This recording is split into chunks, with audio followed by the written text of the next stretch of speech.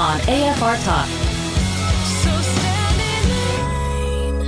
All right, Kevin McCullough, glad you're with us. AFA today on AFR Talk. If you're watching on the AFA channel, that's a live shot of Times Square and a beautiful, almost summer-like day in the news capital of the world, the belly of the news beast, as we say, coming to you from the shadow of the Freedom Tower, just north of the historic Trinity Church, both of which have been the tallest building in this city at one point or another. And here we are at the steps of both of them, and glad to be with you. Kevin McCullough is my name. My phone number is 888-589-8840, 888-589-8840. Over the weekend, Governor Huckabee said something that some people had some issue with. With things like we've seen at Brandeis, with the idea that Condoleezza Rice, her seat on the Dropbox board is being challenged because somebody doesn't like the fact that she had the same position on the war in Iraq that Hillary Clinton did. The CEO of Mozilla pushed out of his position because he had the same position in 2008 on Proposition 8 in California that Barack Obama claimed to have, that Hillary Clinton claimed to have, that Joe Biden claimed to have. Oh, okay. And that was it for the time being. The cut is actually longer. But anyway, he went on to say that there are things about this day and age that remind him when he's not towing the publicly popular, politically correct line, that it appears as though that there's a totalitarian-like response, that in some ways, he says, we feel like North Korea is more free than America in some days. And then there were people that just went nuts all over the internet going, I can't believe he said that. That's so, this is why he's out of touch and could never be president. Well, do you take that as a serious policy statement that he makes, that he thinks North Korea is actually more free? Or do you think it was illustrating a point with some sort of, tongue-in-cheekness, something that the left never seems to have? Have you ever noticed people on the left are the least funny people you'll ever run into? They're just angry all the time. Literally, they're just angry all the time. Let's go to the phones and see what you are saying today about this. Ronald in Texas, you're up first. Glad you're with us on. You're on with Kevin McCullough, and Brent, I'm sorry, you're going to have to do that. Yeah, thanks. Go ahead, Ronald. We got you. Yes, sir. How are you? I'm doing well. Thanks for your call. Hey, sir.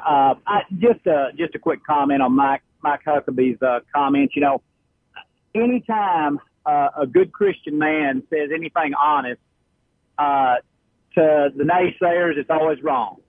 You know, and hats off to him. I don't know about the North Korean thing. I think, just like you said, I think it's just tongue in cheek. But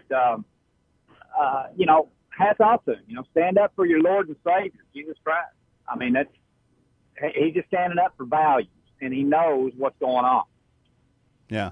Well, and I didn't hear anything about his faith at all in that soundbite, so I don't know what that's in relationship to. But this soundbite will be torn apart today. There will be people discussing it across the talk media at every level, and they're gonna narrow in on just that part where he said what he did about North Korea being more free than America.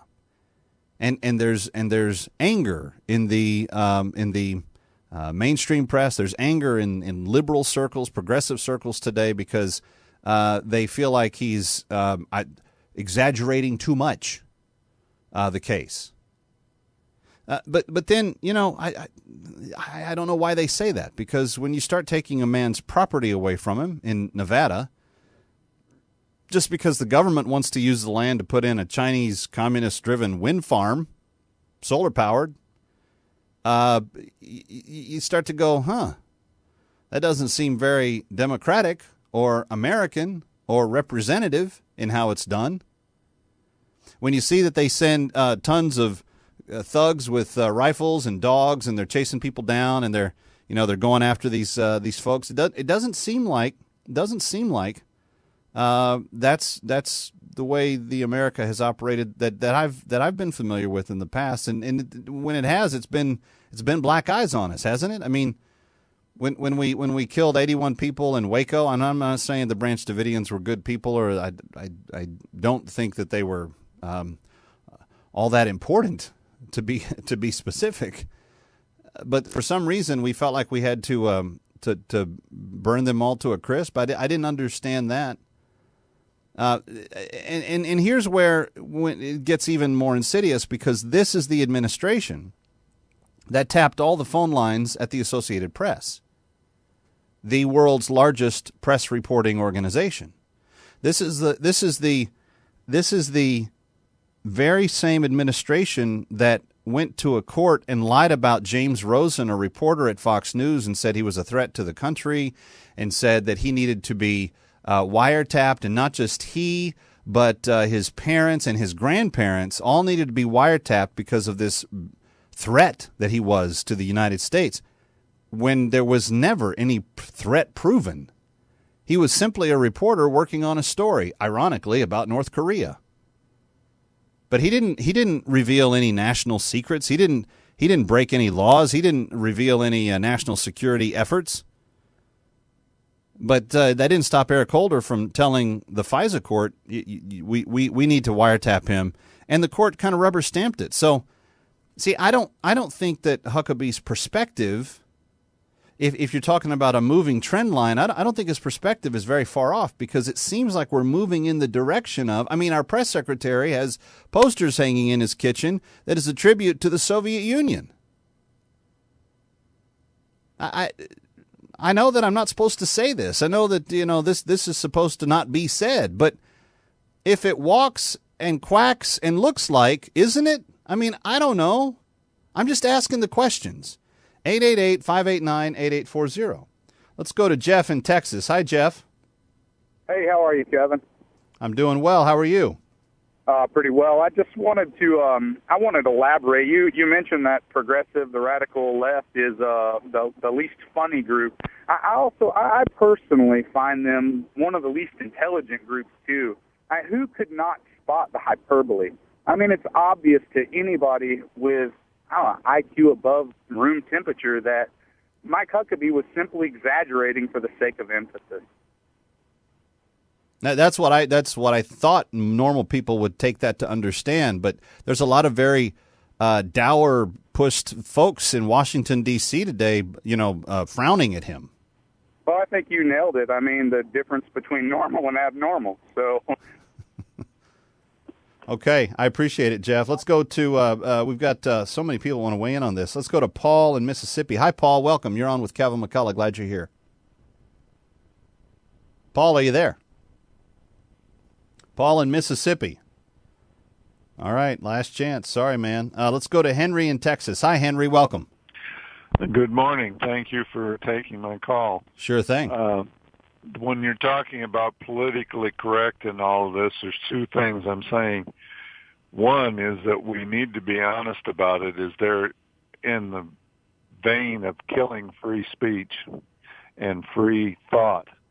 Secondly, all the atheists and the left and the communists, whatever, that say that our Lord and Jesus is unimportant and all that, you can prove they're a hypocrite by asking them a very simple question. What is the date today? And they will answer as if like it was today, and they will say April 16th, 2014. And you say, what goes next? A.D. Every time they give a date, they are acknowledging the importance and the greatness of Jesus. All right. That's I really appreciate it, all I Henry. have to say. Thank you. 888-589-8840. Let's go to Timothy in Kentucky. Hi, Timothy. Welcome. Hello? Yeah, Timothy, you're on with Kevin McCullough. Go right ahead. Hey, yeah, I just wanted to say, I'm a liberal, and I don't understand how anybody can have a problem with what Huckabee said. He stated facts, and then, like your last caller said, he used North Korea as, a point. We certainly don't want to go there. But what you had said a moment ago about if it walks like a duck, I think we shouldn't get into comparing ourselves. Our freedoms and North Korea's, it's night and day. So I wouldn't really go make Timothy, much, I'm not saying that. In fact, I expressly said earlier in the broadcast that President Obama is not Kim Jong-un, and I think there's a world of difference between the two. But would you at least agree that the administration that's in power at this point in time idealizes many of the same concepts of the Soviet and the communist era writings? Oh, yeah, taking away freedom for the good of all. Yeah, that kind of stuff. Yeah, I see what you're saying. So, and I find it interesting that you classified yourself as a liberal. Why did you say that? Well, I support socialized medicine. I'm for feeding, clothing the poor, minimum wage, social. What? You're for a minimum wage? What? Yeah. Well, that's the law. So how's that a liberal or conservative thing? Minimum wage? Well, I mean, conservatives, economic conservatives at least, say, let the market decide what the minimum wage is. I think we have to have it set. I think the 1800s gave us plenty of examples why we need a minimum wage. Yeah, I don't know any. I know a lot of economic conservatives. I don't know any of them that argue that. But I know that there's a lot that argue against the artificial inflation of it, without a clear connection to market activity. Like the president tried to do in his last State of the Union address, where he just randomly says, well, this is what it should be. Right. Yeah. Yeah. So it's interesting because, I know a lot of conservatives that are just as concerned about feeding the poor. In fact, I find that conservatives, by and large, tend to be more concerned with feeding the poor over the course of their life than my liberal friends do. So liberals usually tend to say, well, let's hand them a bowl of rice today. And conservatives say, let's go ahead and do that, but let's teach them how to plant rice and grow it. And that's kind of the difference between the two camps, at least in the circles that I run in. Okay. Yeah. Yeah. So I don't know if you're as liberal as you think you are, but yes, you agreed with me on the point that this administration does seem to wish to take away freedoms and claim that it's for the common good. That was the whole issue in Nevada last week, in a story that was largely ignored by the mainstream press, and by the time it was big enough that they had to report on it, they were so far behind it, the internet was way out in front of it. And by the way, if you want to read an excellent analysis of it, my column today, Why the Feds Chickened Out on a Nevada Ranch, you can see it.